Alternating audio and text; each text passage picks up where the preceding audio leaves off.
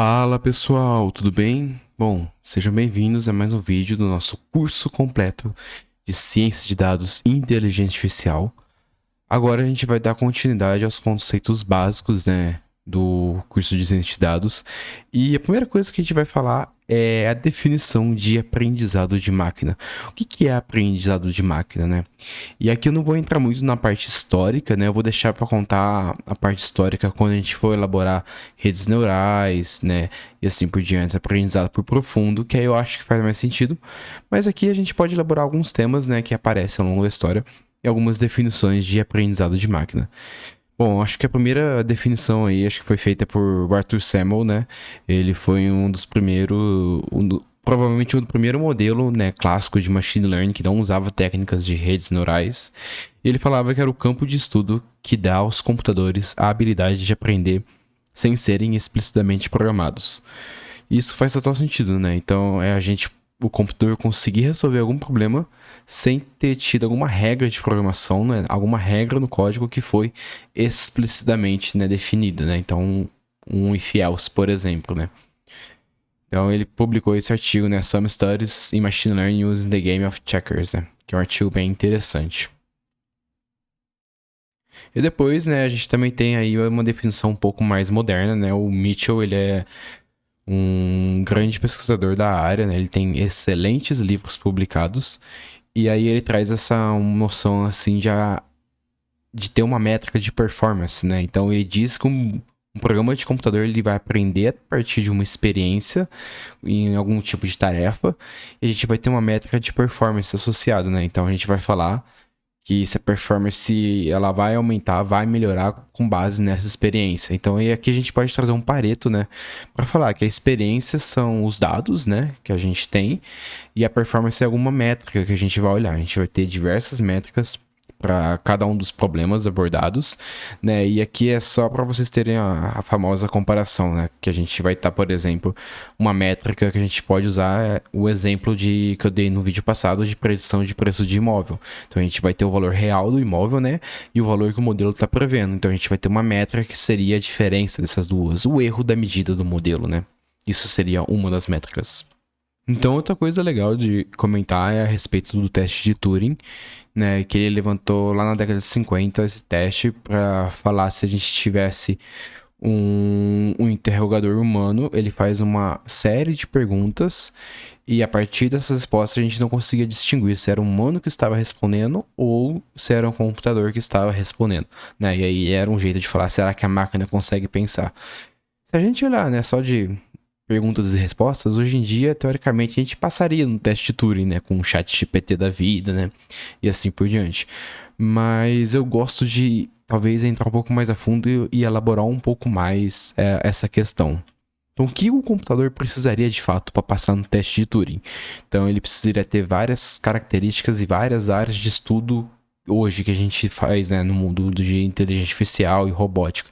Então ele precisa ter um processamento de linguagem natural para se comunicar, igual eu tô me comunicando com vocês, né, na linguagem humana, porque o computador ele tá na linguagem binária, né, então ele precisa fazer essa tradução, um reconhecimento de fala, então ele precisa também entender o que eu tô falando, né, reconhecer a minha voz, o que eu estou falando, ter uma representação de conhecimento para armazenar, né, o que sabe, o que ouve, ter o raciocínio automatizado, né, para poder responder perguntas, tirar novas conclusões e ter o de fato aprendizado de máquina, que é ir se adaptando a novas circunstâncias, né, detectar novos padrões, né, poder de generalização, né. Então ele precisa ter esse tipo de poder.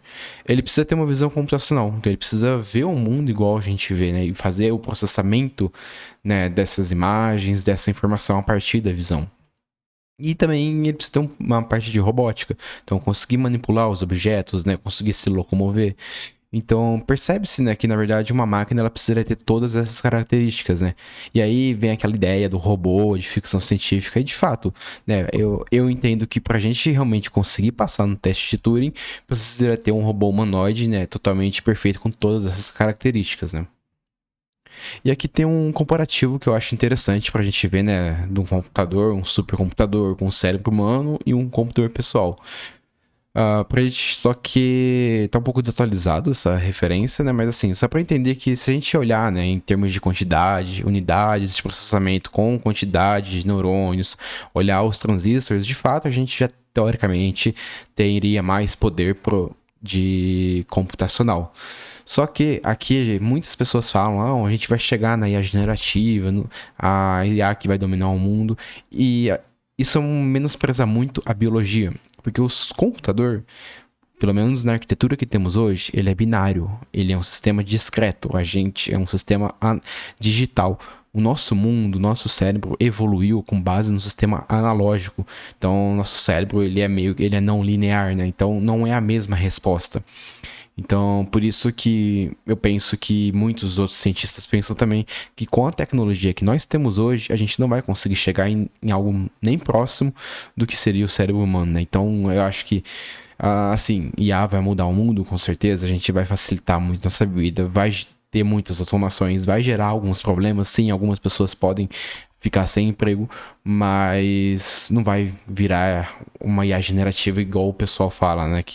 Que vai pensar, vai ter pensamento, né? Então, depois quando a gente chegar em redes neurais, a gente vai entender um pouquinho da origem do termo inteligência artificial, né? Mas em resumo era mais para o pessoal conseguir ganhar dinheiro com as pesquisas, né? Então, eles precisavam vender essa ideia de inteligência artificial. Então, qual que é a visão geral dos problemas de machine learning, né? Então, de maneira geral, vamos olhar os problemas supervisionados, né? Que são, basicamente, a gente tem uma função que vai descrever algum comportamento do dado é um conjunto de dados, né? E a gente vai ter uma saída desejada, né? Uma variável resposta. Então, voltando àquele exemplo que eu dei de predição de preço de imóveis, né? A gente vai ter o input, a gente vai ter as features, né? Que são as características nosso conjunto de dados e o target, a saída, a variável resposta, né? Então a gente vai sempre tentar prever com base nas nossas features, nossas características, o valor da variável resposta. E aí a gente tem 3 tipos, né, de aprendizado, né, de maneira geral no mundo de machine learning: o não supervisionado, o supervisionado e o aprendizado por reforço. Então, o aprendizado supervisionado é aquele aprendizado que a gente tem a variável resposta, a gente tem o que a gente quer prever, a gente sabe o valor daquilo e a gente vai meio que ter um professor ensinando um modelo, né? O que é, por exemplo, qual a imagem de cachorro, qual a imagem é de gato, né? E no aprendizado não supervisionado, a gente não tem uma variável resposta. A gente simplesmente quer agrupar o conjunto de dados e encontrar padrões nesse tipo de agrupamento. Então aqui a gente quer fazer uma clusterização de clientes, uma segmentação, né? E por aí vai. Já no aprendizado por reforço, a gente não tem nenhum dessas duas características. Ele é uma característica diferente. A gente tem um ambiente e a gente tem um agente, que é o que vai estar de fato aprendendo, e ele vai tomar uma ação. E a partir dessa ação, ele vai ser recompensado ou ele vai receber uma punição. E aí ele volta e realiza esse procedimento de novo, de tal forma que ele vai meio que se ajustando e aprendendo, né, vamos assim dizer, por tentativa e erro, né? Então é o que é muito usado em sistemas de robótica, né, em veículos autônomos, né, que é um sistema com base em recompensas e punições. E aqui tá, né, as diferentes tipos de aprendizado, conforme eu falei. Então, no supervisionado, né, como eu disse, prever preço de imóveis, classificar a imagem. O não supervisionado, agrupamento de tipo musical, uma segmentação de cliente. A gente não tem uma variável resposta. A gente não está prevendo nada, a gente só está agrupando os dados, né? E o aprendizado por reforço, que é robótica, né? Uma IA jogando um jogo, por exemplo, né? E aí, dentro do aprendizado supervisionado, a gente tem 2 tipos de problema: os problemas de regressão e os problemas de classificação. O problema de regressão é que a variável é contínua, então a gente está prevendo um valor contínuo. Então, no caso de prever o valor do imóvel, a gente vai estar prevendo um valor desde, sei lá, 20 mil reais até 300, 1 milhão de reais. Já a classificação é uma resposta discreta, então a gente vai estar dividindo em conjunto de classes. Então, um cachorro, gato, né, seria uma classificação binária, onde eu tenho apenas 2 classes. Ou um cachorro, gato e um passarinho, uma classificação multiclasses, né? e assim por diante. Então aqui tem os exemplos, né? Reconhecimento de dígitos, né? Classificação de objetos em visão computacional. Mas uma coisa que eu queria deixar claro é que, por mais que tenha essa divisão e todo mundo pensa nessa divisão em Machine Learning, muitos dos problemas, eles acabam... Você pode usar várias técnicas. Então, para resolver o seu problema, às vezes você pode usar uma técnica não supervisionada e combina com uma supervisionada, ou uma técnica supervisionada com uma técnica por reforço. Então, por isso que às vezes aparece, né, modelos que são semi-supervisionados, né, e por aí vai. Então... Pensa que, na verdade, são ferramentas para resolver o seu problema. Quem vai definir, né, qual técnica você irá utilizar ou qual conjunto de técnicas é você. Não fique preso nessas definições. E aqui vai ter algumas diferenças, né, que eu recomendo vocês derem uma olhada, mas vai estar tudo documentado lá no livro no GitHub. Então, espero que vocês tenham gostado dessa aula. Não deixem de se inscrever no canal, ativar o sininho e compartilhar com seus amigos. E até o próximo vídeo.